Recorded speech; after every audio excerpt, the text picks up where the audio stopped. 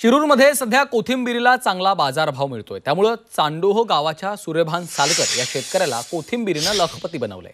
सालकर यांनी आपल्या 1 एकर शेतामध्ये कोथिंबीरीची लागवड केली होती आणि चांगलं पीक आल्यानंतर त्यांनी ही कोथिंबीर एका व्यापाऱ्याला 1 लाख रुपयांना विकली। या संदर्भात शेतकऱ्याशी बातचीत केली आहे आमचे प्रतिनिधी हेमंत चापुडे यांनी। सध्या कोथिंबीरीला चांगले बाजारभाव मिळत असून कोथिंबीरीने खरं तर शिरूर तालुक्यातील शेतकऱ्याला लखपती बनवलेला आहे। मी सध्या शिरूर तालुक्यातील चांडो परिसरात आलेले आपण या ठिकाणी पाहू शकता। सूर्यभान सालकर या शेतकऱ्याने आपल्या 1 एकर शेतात कोथिंबीरीची लागवड केली होती आणि या कोथिंबीरीतनं त्यांना लाख रुपयांचा नफा झालेला आहे। आपल्यासोबत बोलण्यासाठी शेतकरी आहेत, काय सांगाल, काय परिस्थिती आहे सध्या? आम्ही 1 एकर धन्या हा टाकला होता। 1 एकरात आम्ही 60 किलो बियाणे पेरले। त्यातून आम्हाला 1 लाख रुपयाची उत्पन्न मिळाली। तुम्ही ही कोथिंबीर जागेवर व्यापाऱ्याला दिली की उपटून येणार आहात कसं? आम्ही ही लिमगावचे पटेल व्यापारी आहे, त्यांना 1,01,000 रुपयाला ही कोथिंबीर आम्ही जागेवर दिलेली आहे।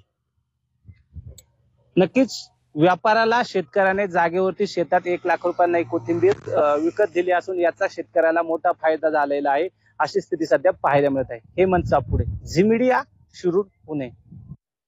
बीडच्या आष्टी तालुक्यातील सोलापूर वाडी गावातील हनुमंत गावडे या शेतकऱ्यांनी 1 एकरामध्ये ड्रॅगन फ्रूटची लागवड केली आहे। या ड्रॅगन फ्रूटमधून यावर्षी 12 लाख रुपयांपर्यंत उत्पन्न मिळेल असा विश्वास शेतकरी गावडे यांना आहे। त्यामुळे ड्रॅगन फ्रूटच्या शेतीमधून शेतकऱ्यांना मालामाल केल्याचं पाहायला मिळतंय। पूर्णपणे तुम्ही सेंद्रिय पद्धतीने पिकवलेलं हे ड्रॅगन फ्रूट तुम्हाला दिसेल आणि आतापर्यंत 9.5 टन माल निघून आता ही ह्या वर्षातली 6वा तोडा आहे। 6व्या तोड्यामध्ये 3 टन माल निघतोय आणि अजून एक 7व्या तोडाची अपेक्षा आहे। एकंदरीत असा माझ्याकडे 15 ते 16 टन ॲव्हरेज ह्या वर्षीचं येईल आणि एकंदरीत अपेक्षा माझी 12 लाख ते 15 लाखाच्या आसपास होईल अशी माझी अपेक्षा आहे। पालघर जिल्ह्यात गेल्या 6 ते 7 दिवसांपासून पडणाऱ्या परतीच्या पावसामुळे भात शेतीचं मोठं नुकसान झालं। हातातोंडाशी आलेला घास पावसानं हिरावून घेतल्यामुळे भात उत्पादक शेतकरी मोठ्या संकटात सापडलाय। तर अजूनही काही दिवस पावसाची हजेरी कायम राहणार असल्याचा इशारा हवामान खात्याकडून देण्यात आलेला आहे। त्यामुळे पालघरमधील भात उत्पादक शेतकऱ्यांची मेहनत आणि पैसा दोन्ही वाया गेल्याचं चित्र पाहायला मिळतंय।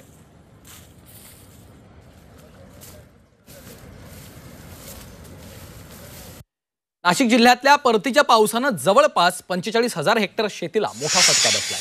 काढणीला आलेल्या मका, सोयाबीन, कांदा पिकांचं मोठं नुकसान झालंय। त्यामुळे पंचनामे करून तत्काळ नुकसान भरपाई मिळावी अशी मागणी शेतकऱ्यांनी केली आहे।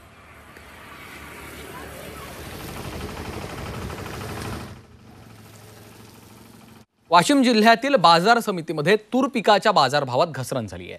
तुरीला प्रति क्विंटल 8,570 ते 9,155 रुपयांदरम्यान भाव मिळतोय। दरामध्ये सातत्यानं घसरण होत असल्याने बाजारात आवकही घटली आहे। तुरीच्या उत्पादनावर होणाऱ्या खर्चाच्या तुलनेत सध्याचा दर कमी असून शेतकऱ्यांना तुरीची तोट्यामध्ये विक्री करावी लागते। तसंच काही शेतकऱ्यांनी विक्री देखील थांबवलेली आहे। याचा थेट परिणाम बाजारातल्या आवकवर झालेला आहे।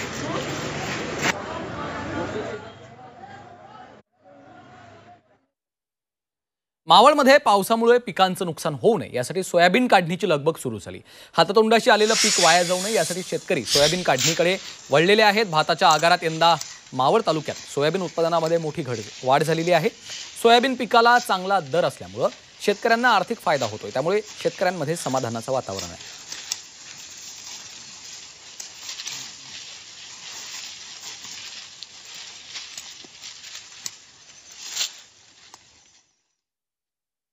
अतिवृष्टीमुळे सोलापुरात अनेक शेतकऱ्यांचं मोठ्या प्रमाणात नुकसान झालं। अक्कलकोट, सांगोला, उत्तर दक्षिण सोलापूर, बार्शी, करमाळा, मोहोळ अशा अनेक तालुक्यांमधील शेतकरी अद्यापही नुकसान भरपाईच्या प्रतीक्षेत आहेत। याबाबत तब्बल 1.5 लाख नुकसानीच्या तक्रारी प्रशासनाकडे प्राप्त झालेल्या आहेत। मात्र अद्यापही नुकसान भरपाई मिळालेली नाहीये आणि याचाच आढावा घेतला आहे आमचे प्रतिनिधी अभिषेक आदेप्पा यांनी। सोलापूर जिल्ह्यात अवकाळी आणि अतिवृष्टीमुळे शेतकऱ्यांचं अतोनात नुकसान झालेलं आहे आणि या नुकसानीचे पंचनामे देखील करण्यात आले होते। मात्र त्यानंतर अद्यापपर्यंत शेतकऱ्यांना या नुकसान भरपाईचा पत्ताच कुठे दिसत नाही। खरीप हंगामात सोयाबीनचं देखील नुकसान मोठ्या प्रमाणात झालं होतं. 1.5 लाख तक्रारी या शासनाकडे प्राप्त झालेल्या होत्या. एकंदरीत आपण पाहायला गेलं तर राज्यात यंदा जून ते सप्टेंबर या कालावधीत सरासरीपेक्षा अधिक पाऊस पडला होता. परतीचा पाऊस ही पीक नुकसानीचे कारण ठरलेला आपल्याला पाहायला मिळतोय. मागील महिनाभरात विमा कंपनीला जवळपास 2,68,000 इंटिमेशन शेतकऱ्यांनी दिल्या आहेत.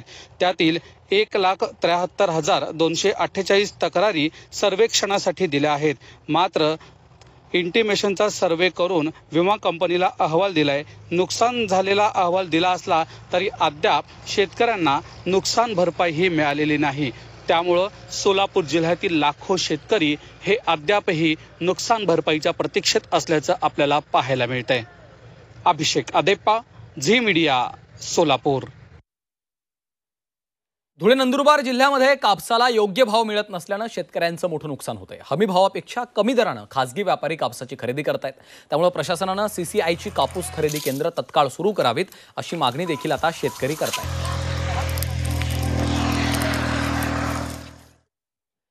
धुळे जिल्ह्यामध्ये ओला दुष्काळ जाहीर करण्याची मागणी शेतकऱ्यांनी केलेली आहे. दरवर्षीपेक्षा यंदा जिल्ह्यात सर्वाधिक पाऊस पडल्यानं शेतकऱ्यांचं मोठं नुकसान झालंय.